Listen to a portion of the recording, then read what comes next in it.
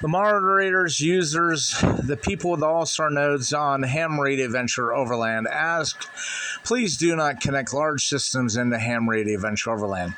A couple weeks ago, I woke up and a panic attack. My all-star node, which is a Linko DR135, was in constant key down state. There must have been only half a second between one time it would key up into the other. Yes, it's only running 10 watts. I do have a server fan on top of it, but it's not duty cycle rated, nor is Todd's or anybody else that has all-star nodes connected into here.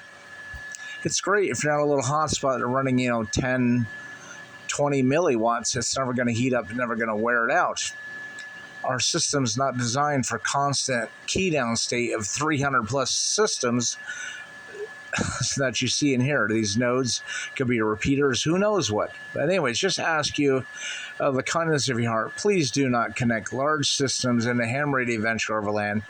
And we also ask anybody, whether you're coming in on a hotspot, all-star, Echolink, however it is, leave 4-second pause between key ups. That way it gives everybody's system, all the different P25, C4FM, D-Star, All-Star, DMR systems a chance to drop and reset. Thank you, folks.